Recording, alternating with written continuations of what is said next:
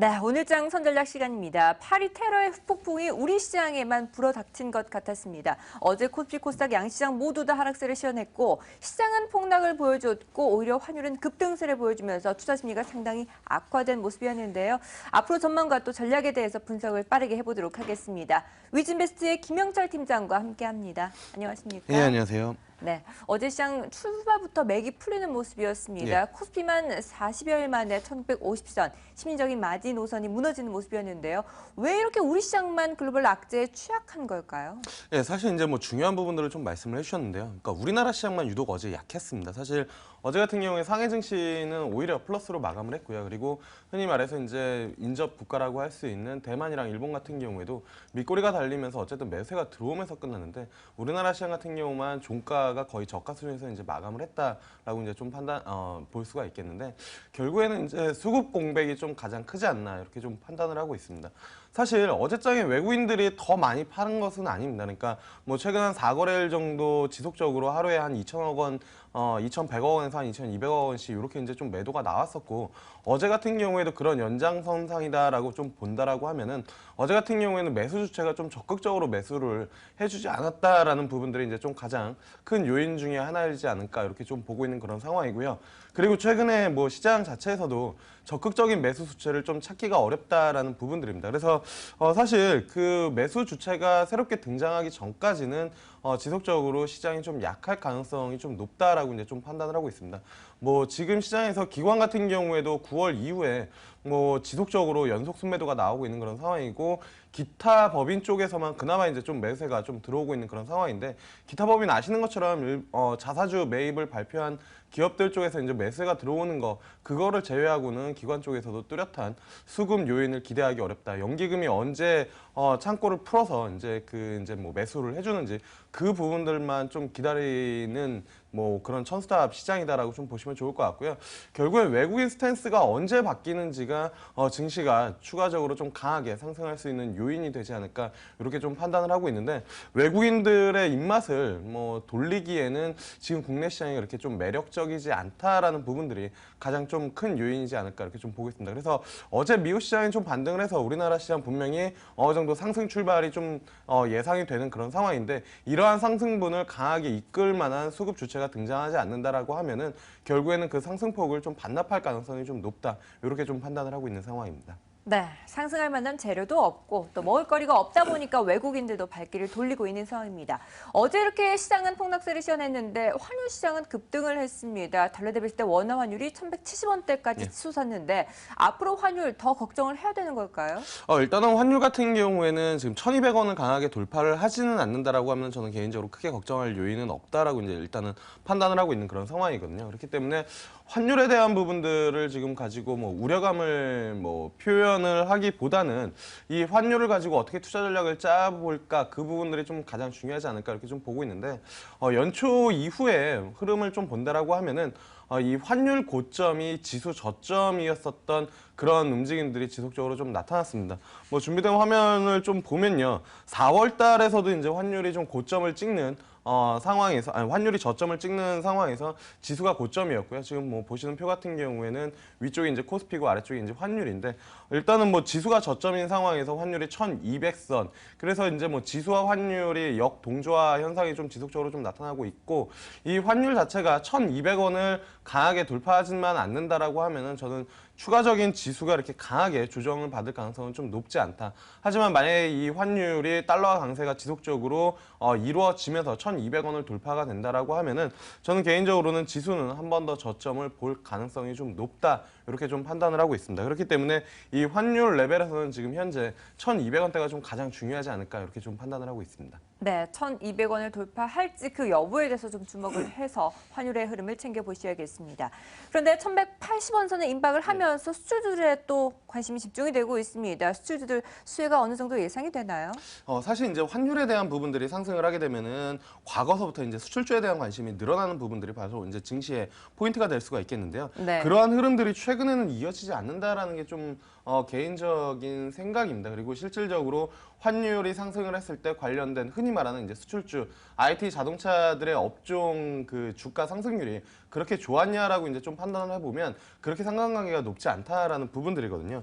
일단은 그렇기 때문에 결론적으로 말씀을 드리면 환율 수혜에 따른, 그러니까 환율 상승에 따른 수혜 업종을 분석을 하기에는 저는 개인적으로 좀 어렵지 않을까 이렇게 좀 보고 있는데, 대표적으로 뭐 IT 쪽에서는 이제 삼성전자를 빼놓고 이야기는 할 수는 없을 겁니다. 그래서 환율이랑 삼성전자의 상관관계 흐름을 좀 보면은 오히려 환율이 상승을 하던 그런 구간에서 삼성전자 같은 경우는 조정을 받는 그런 모습들을 좀 보여줬거든요. 아무래도 이제 환율에 대한 효과보다는 지수에 대한 그 영향력이 크기 때문에 외국인들 매도에 대한 부분들 같이 이제 좀 작용이 됐다라고 이제 좀 판단을 할 수가 있겠고요. 물론 삼성전자 3분기 실적이 환율 때문에 좋게 나왔다라는 부분들이 그런 평가가 지배적입니다. 근데 이게 환율이 상승을 하는 그런 구간에서 정말로 실적이 좋을 것이다라는 기대감으로 움직였냐, 그런 건 아니고요. 실적이 발표가 된 다음에 삼성전자가 움직였다라는 부분들을 좀 보셔야 될 것 같고, 그렇다라고 하면은 현대차는 환율이 상승하는 구간에 좀 좋은 흐름을 보여줬느냐, 이 부분들도 사실 아닙니다. 7월달, 8월달 환율이 상승했었던 그 구간에 분명 현대차랑 기아차가 상승을 하긴 했지만 이게 정말로 환율이 좋았다라기보다는 추가적으로 3분기 실적에 대한 저점, 그리고 4분기로 갈수록 긍정적인 흐름들이 이어질 것이다라는, 그러니까 낙폭과대에 대한 부분들이 오히려 더 강했다라는 부분들이고요. 그리고 현대차, 기아차 같은 경우에 환율에 대한 부분들도 있지만 결국에는 원엔 환율에 대한 부분들을 더 크게 영향을 받는 그런 상황이기 때문에 저는 개인적으로는 환율이 상승한다라는 부분들 때문에 IT 그리고 자동차 업종에 베팅하는 전략은 지금 시장에서는 그렇게 유효하지 않다. 오히려 앞서 이제 보여드렸던 차트처럼 환율이랑 지수의 상관관계를 보면서 지수 ETF 전략을 취하는 게 오히려 더 쉽지 않을까. 최근 시장에서 뭐 살만한 종목이 없다라는 평가가 지배적인데 환율 흐름을 보고 지수 ETF 전략을 취하면서 수익률을 조금 뭐 키워나가는 그런 부분들이 조금 더 맞지 않을까, 이렇게 좀 판단을 하고 있는 상황입니다. 네, 환율이 올라간다고 해서 단순하게 수출주들 수혜가 예상되는 것은 아닌 것으로 보입니다. 그 안에서도 종목별 차별화가 진행이 되고 있고, 환율만 완전히 영향을 미친 것이 아니라 올라간 종목들도 다른 요인들이 혼재됐기 때문으로 분석되고 있는데요. 대형주뿐만 아니라 중소형주도 어제 상당히 위태로운 모습이었습니다. 코스닥 지수도 1% 넘는 하락세 시현하면서 이제 659선까지 밀려있는 모습인데요. 어떻게 대응 전략을 세워봐야 될까요? 사실 저는 개인적으로는 지금부터는 코스닥 지수는 보지 않는 게 좀 맞지 않을까, 이렇게 좀 보고 있는 그런 상황입니다. 왜냐면요. 네.